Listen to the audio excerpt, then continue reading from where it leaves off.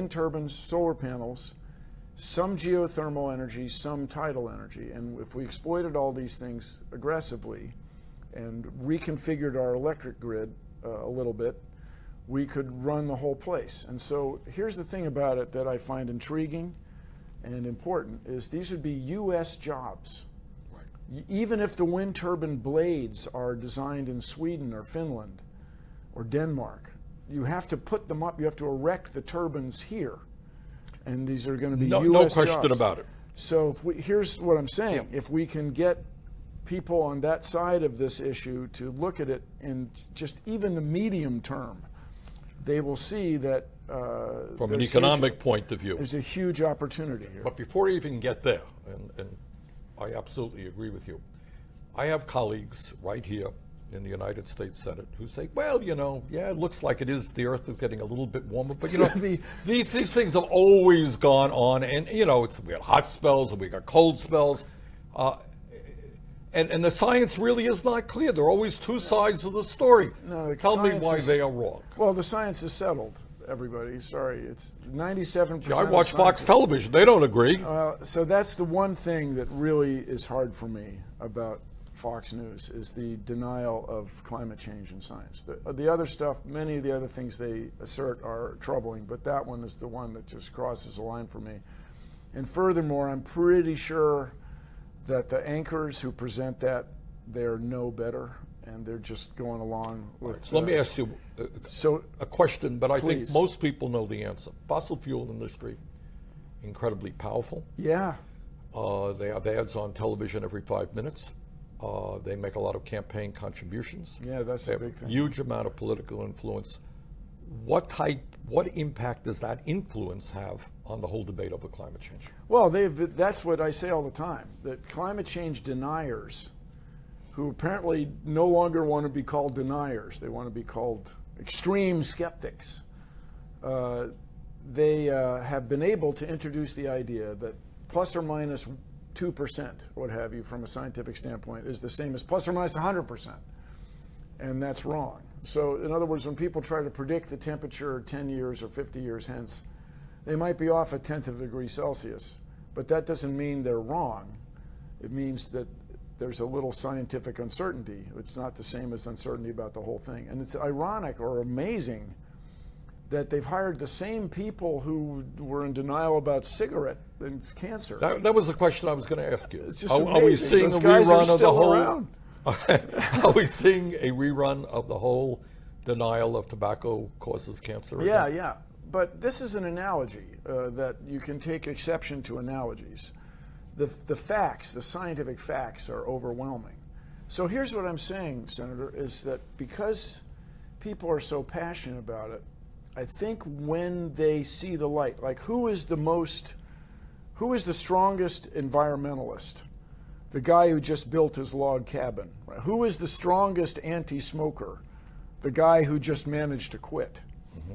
So from an optimistic point of view, I think if we can get these people to just look at the world a little differently, they will be on the side of domestically produced renewable electricity in a very quick, short order. Bill, I want to get to what America will look like when we transform our energy system and move aggressively to energy efficiency. But before I do that, let me ask you kind of the frightening question. What happens if we don't do that? What happens to my kids and my grandchildren? Well, yeah, your grandkids. What kind of planet are they going to inherit if we don't act aggressively? What's going to happen. In the developed world where we are, we will build seawalls. You know, the big U in Manhattan, they're building a system of seawalls and parks to avoid the catastrophic effects of Hurricane Sandy. And you can say, well, Hurricane Sandy came and went, everything's cool. But no, the economic costs, billions of dollars in the city of New York, which rippled around the world because New York really is a world city. And when it has a financial trouble, the whole world does. So we can do those sort of seawall mitigation projects here in the developed world. But in the developing world, it's much more difficult. People are going to move and be displaced. And a scenario that I've imagined that seems very reasonable, and people in like the 9th Ward of New Orleans, as the ocean comes in, they're going to leave. They're just going to leave. and they're going to default on their mortgages, and there's going to be all this infrastructure, copper wiring and plumbing and all the stuff that's just going to be sitting there. And it's going to be obviously really it's not just troublesome. the United States. It's going to be developing countries all over the world. Yeah.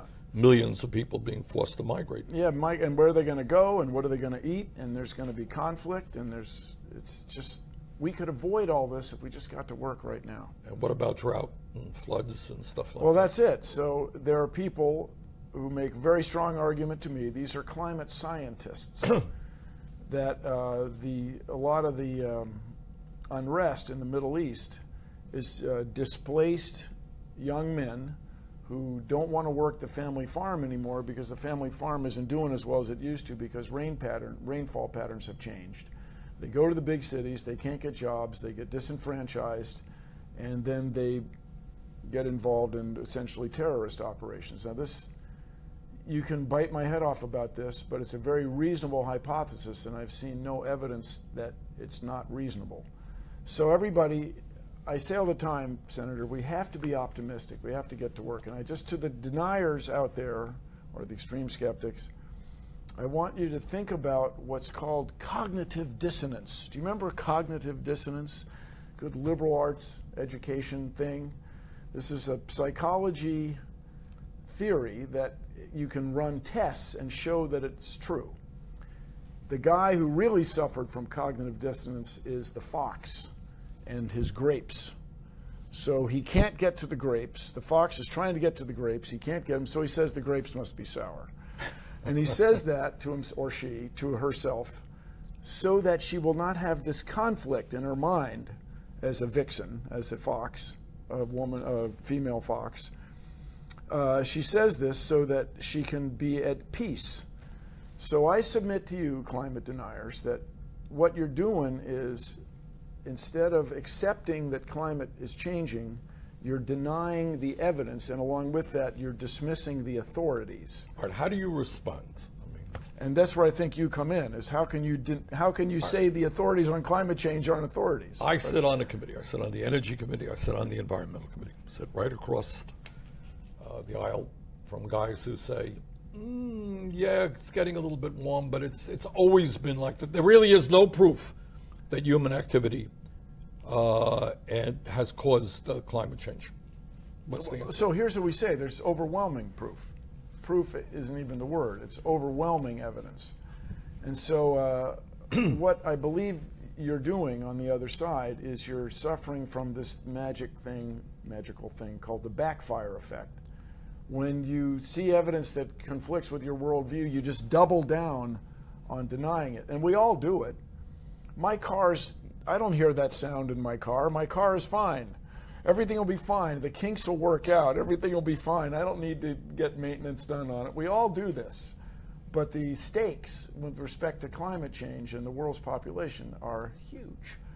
Now, when I was a kid, there were fewer than 3 billion people in the world. Now there's 7.3. There's going to be 9, even 10 billion people in the world, and those people are going to want something to eat and some place to live. And it's not just that the world has too many people.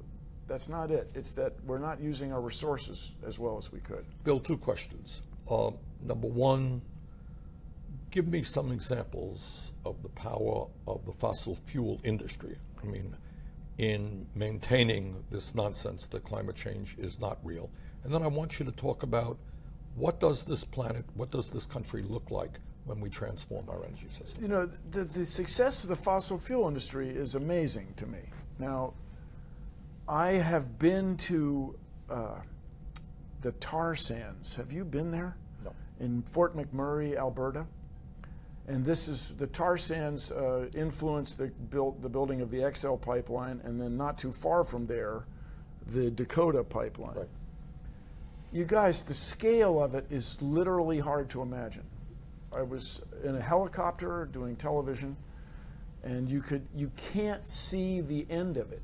A quarter of the province of Alberta, which is comparable in size to most of Montana, is now denuded. The forest has been scraped away, and this tar there's the fossil fuel industry, for example, has tried to promote the idea that it's called oil sand.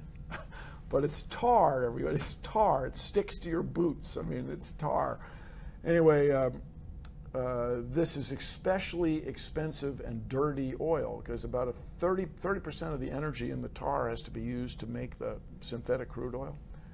And it makes a Canadian citizen the biggest carbon footprint in the developed world. Without the tar sands, a Canadian citizen does pretty well in carbon footprint. But if you go there and look at the expanse of the destruction, environmental destruction, I can't believe you won't change your mind about fossil fuels. Now, have you, in the course of your work, bumped into folks in the industry and chatted with them about why they want to perpetuate the use of fossil fuel? Well, here's what I think it is, Senator. I met this engineer who works for Shell Oil, and this is what his family has always done.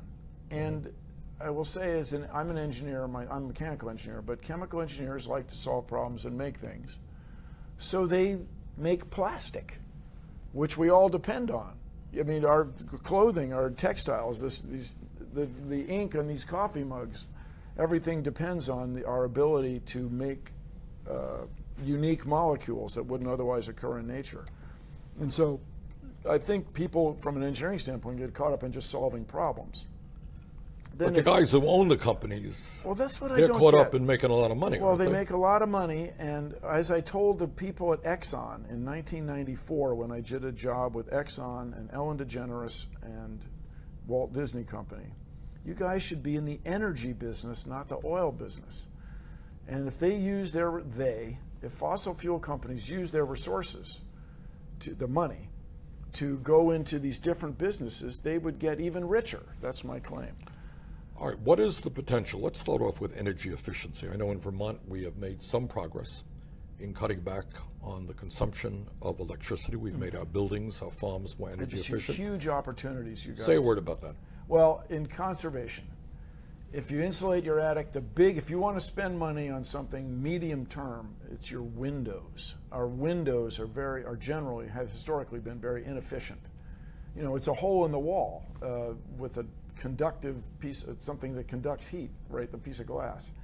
If you put in double or even in Vermont triple pane windows with a inert gas in between, low emissivity, this metal flame sprayed glass, you will save a lot of money for free. That is to say, you don't have to build a bigger furnace, you don't have to buy more oil, but it's a long-term thing. It's like buying a car. So it's an investment today which will pay off in the short term, actually. And so, you know, to this thing, there was this, it sounded to me arbitrary, Senator, where people want to cut 2 regulations for every regulation that exists. Why? Well, who came up with that number? Due respect. But why this seems just somebody like made it up. You want, regulations are like a machine. You want all the parts you need, but no more. Is that accurate? Yes. But you don't just start taking parts off the machine just 'cause. Now, I grew up in the city of Washington, in the city limits of Washington, Senator, and I remember when the Potomac River was just this deadly thing. You didn't even go near it. It smelled terrible, and the Potomac Electric Power Company killed fish all day because the second law of thermodynamics constrains you to cool off the back end of your turbine, and so the hot water just killed. There was just dead fish all day, and so we don't have to do that, everybody. The reason there aren't as many dead fish now is because we have regulations. It's not a bad thing, it's a thing. And why the air in California is so so a little much bit cleaner than it New York used to City. be. All right, let me ask you this. Talk about transportation. What amazed me, Now, I didn't cue you on this, but you know I'm driving a Chevy Bolt now. Bolt with a B like Bravo, all electric, 232 miles. I can drive to Palm Springs and back. You have a range of 232 miles on it? Yes, U.S. built car that's from the old industry. All right, but the potential is funny. I was at the Henry Ford Museum in, I think, Dearborn, Michigan. Veritable place. And I asked the guy there, tell me, what would the original Model A get? I think it was like 14 or 15 miles per gallon. There are people driving cars today we have that don't do a hell of a lot better than the first cars on the road. What is the potential of transforming our energy system? So we didn't discuss this. We did not. So what we want to do, everybody, is electrify all ground transportation, cars, trucks, trains, all of it. Well, that would be really hard, sort of. Okay, so I'm driving an electric car. I will go to another big city, New York, on the electric train, and we can do this. You know, everybody, after you drive an electric car, you'll never go back. You just never go back. Right, but the goal then is to make those cars affordable. Affordable. So the Chevy Bolt comes in now with it, albeit with the incentives, under $40,000. And people spend $40,000 on cars. I mean, it's a huge amount of money. But people spend that on cars all the time. And so... And your fuel is now cheaper than gas. Yeah, so in California, right, at current prices, it costs about a fourth as much to run an electric car as a gas-powered car. And by the way, everybody, there's no maintenance. Well, we want to sell you the oil change maintenance. No, there's no oil to change. There's tires, and you rotate the tires, and windshield washer fluid. Those are your maintenance costs. All right, despite the very strong opposition of the fossil fuel industry and their paid representatives here in the Congress, we have made some progress in moving to sustainable energy. A hell of a lot more solar, wind turbines, geothermal. Talk a little bit about how we have to transform our energy system and what it looks like in the future. This is a great question. So imagine, you know what a roof looks like. We all know what a roof looks like. Imagine all the roofs are solar panels. They're that dark blue, or maybe in the future they'll be even darker, and everybody will make electricity everywhere. And so you can hate Senator Sanders, you can hate me, you can hate everything, you can just be a miserable hater person.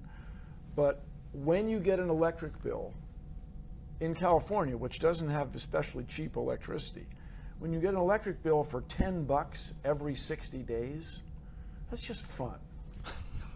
Okay, that's just fun. Just look at it that way. So imagine a future where virtually every big building, Walmarts, factories, warehouses, all have solar panels on the roof, oriented in our country a little bit south. We get enormous amount of electricity from these systems, and then we have to create, and it's not that hard, we can do it, create an electric grid that can accept all this energy that's produced in a distributed fashion, right, rather than a concentrated fashion. And so also, if you're an engineer out there, if you're a young person in engineering school right now, I love you, but if you want to get crazy rich, make a battery that's even a little bit better than we have now. And then we have the storage problem, which should be solved locally. So at the Solutions Project, by way of example, the engineers strongly believe that we don't have to work that hard to solve the storage problem, that the wind is blowing somewhere, the sun is shining somewhere all the time. We don't use as much energy at night as we do during the day.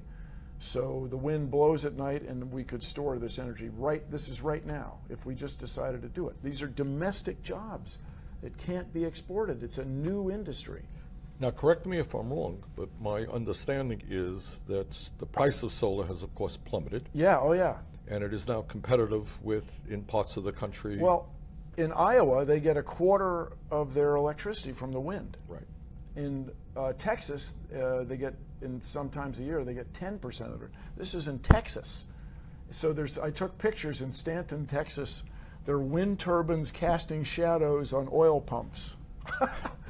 And that's very cheap electricity, is it not? Once the turbine's up, it's free. I mean, in a sense. Now, when deniers will come out of the woodwork about killing birds.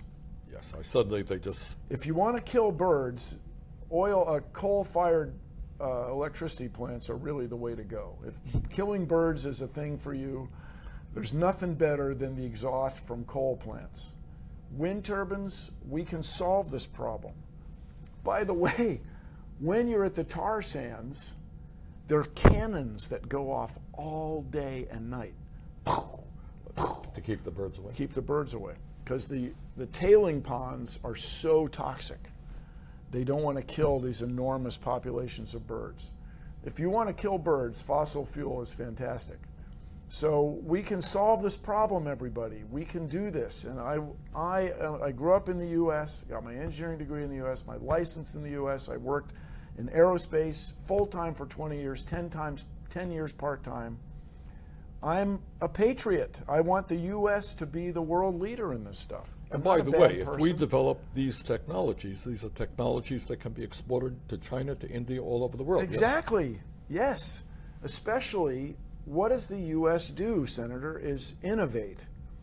The technologies for distributing the electricity are closely related to mobile phones, where as you drive, the phone call is handed from cell to cell. Mm-hmm. So distributing the electricity is the same kind of thing. We want to automate it. Just another opportunity for you electrical engineers is power. Enormous innovations have happened in making information technology more and more compact. But electricity on large scale has to be managed in new and cool ways.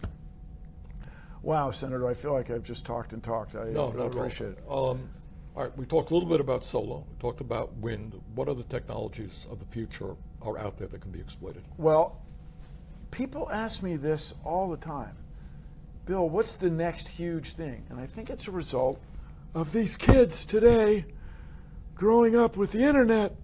No, the internet emerged and it just changed the world. Right. Just changed the world. How many out there have taken an Uber? You'd use your phone to bring a car. The cars never have to park. The people who operate the cars, that's their business. You don't have to own a car or insure a car or store a car. It could transform the world. And it's just this integration of information technology with existing roads and cars. So it's amazing. So I don't know what the next innovation is going to be, but my solar panels on my house out west are about 15% efficient. Spacecraft's solar panels are over 30% efficient. And that's done by you manufacture them. The ones that come out the best, you sell to satellite manufacturers. But there is substantial evidence for me that people are going to have innovations to make solar panels more efficient and more cheaply by not wasting as much silicon. And so that's just for starters. If solar panels went from 15% efficient to 25% efficient, a huge transformation. Huge transformation, and then they'd also be cheaper. Then you make your own electricity. So if you hate me and you hate the government, solar energy is for you, because you'll make your own electricity. And so it's very difficult in urban areas to make all the electricity you need, because your houses block each other. But if we could reduce our base load by 20%, that's huge. All right, talk a little bit about the Solutions Project. So I'm supportive of the Solutions Project. I'm not a civil engineer who did the analysis, but I've read the papers, and it's pretty compelling. And the bottom line of what they say is in fact, within a reasonably short period of time, we could break our dependency on fossil absolutely. fuel. 15 years, we'd be 80% renewable. In other words, only 20% of our electricity would come from traditional sources, which include nuclear plants. Then in 30 years, we'd be 100% renewable, all renewable. Now, the thing about nuclear plants, I know there are proponents out there, very reasonable, dig this stuff up, fission it, make electricity, put it back in the ground, all very good. But people don't want it around. And so licensing a nuclear plant takes 15 or 20 years. And not to mention how you get rid of that waste well, that's safely. The big thing is, when you say you're going to bury something for the extent of time that would be the equivalent of 10 Roman empires, that's an extraordinary claim, you guys. I mean, I'm right there with you, but you're asking a lot of people. That's really a haughty outlook. So the big problem, though, with nuclear is people don't want it, and getting the licenses is really time-consuming and difficult. All right, Bill, let me ask you this. What is the role of scientists today? I mean, scientists, literally people who are searching for truth, are under pressure. Oh, man. Talk about that for a second. So I have close friends who work in climate science, and I've become friends because of this pressure. And they are very concerned about their data being reviewed or erased, and they're also concerned about their jobs. And being attacked personally in some ways. Being attacked personally. So Michael Mann's a friend of mine. He gets an envelope in the mail with white powder in it. He has kids. The kids didn't do this, and they're attacking him personally, ad hominem, because he made this discovery.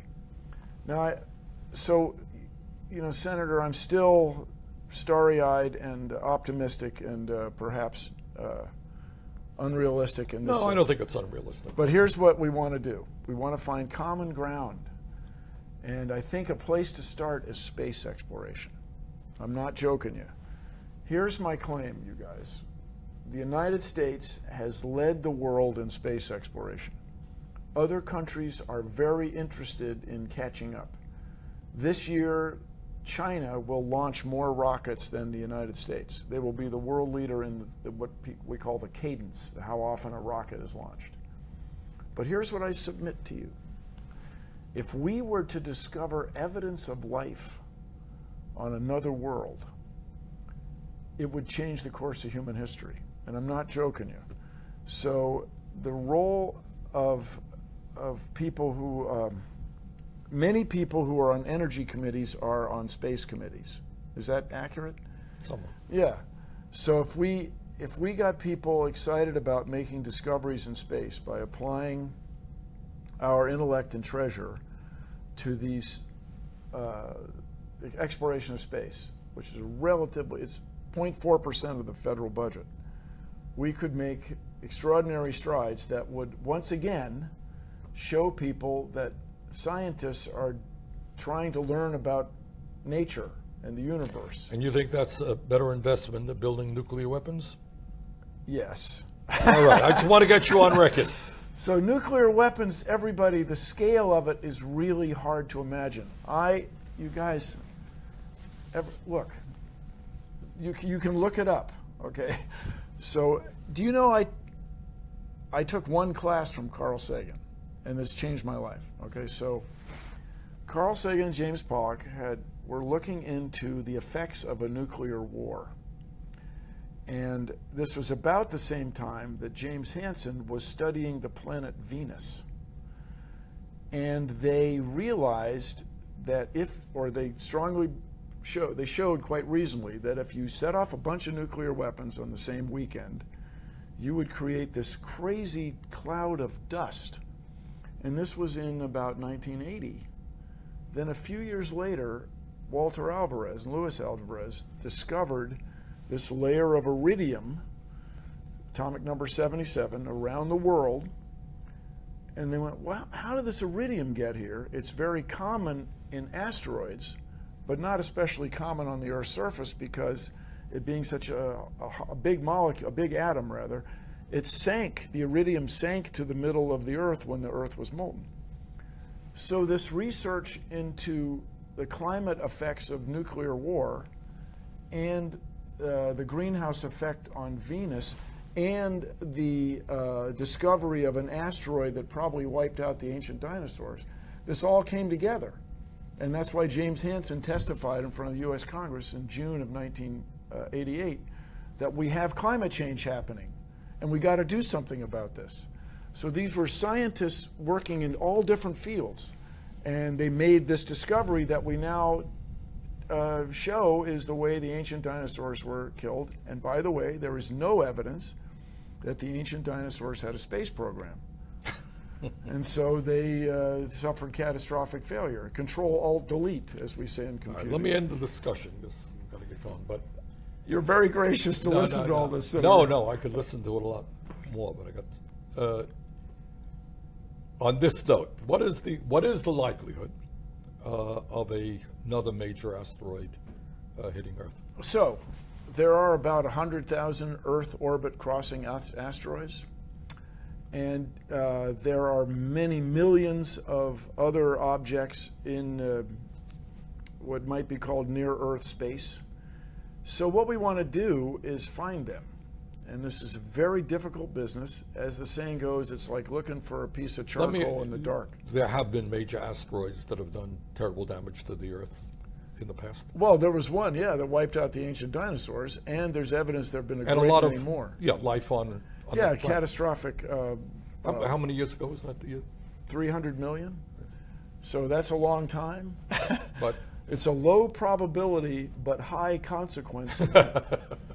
And we remind you.